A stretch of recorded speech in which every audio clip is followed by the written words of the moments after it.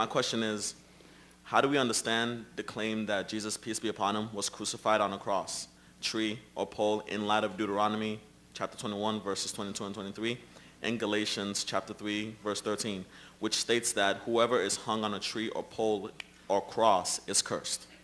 Thank you. Well, I'd say you're about that close to understanding the gospel, right? Because we know Jesus is righteous according to both the Bible and the Quran. Muhammad in the Hadith said that Satan touches everyone who comes into the world, but he couldn't touch Jesus or his mother. Everyone else, Muhammad, everyone, Satan could touch him, but not Jesus. And so, you're right. How do we reconcile our belief that Jesus was righteous with the Old Testament claim that anyone who's hung on a tree is cursed? And it seems that we would have to say that Jesus was cursed in spite of being righteous, and that's exactly what the gospel says, right? The one who is without sin became sin for us. So, if we left those things out, and you would wonder, oh, was Jesus cursed? Well, Jesus was righteous, and yet he was cursed. And notice he was hung on a tree, according to Shabir as well. So he's under a curse, according to both views on the stage tonight. And so if Jesus was under a curse, well, what do we do there? In Christianity, he's under a curse for a reason, right? He's under a curse for a reason because he's becoming a curse for us, right?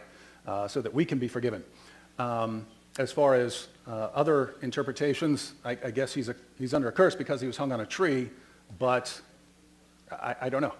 Shabir's about to answer, so he can explain what he would think about Jesus being hung on a tree.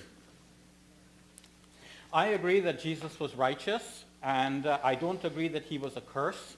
And the Deuteronomy passage actually refers to a person who was hung justly for his crimes. So he's under the curse of God, according to Deuteronomy. Paul misunderstood this, and though Jesus was unjustly hung, Paul said Jesus became a curse, but he's a curse for us. But that is problematic because, as Dr. William Lane Craig asserts, you cannot just simply say that Jesus got up and rose from the dead on his own. God had to raise him from the dead.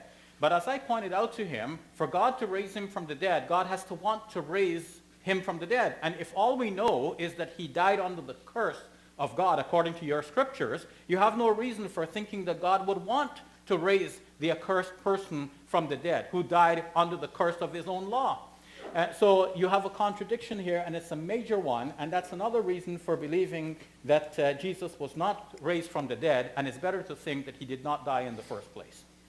Again, thank you guys so much. Appreciate it. Like, share, and subscribe to create awareness. We are also available on Facebook, Google+, Twitter, and Paltalk.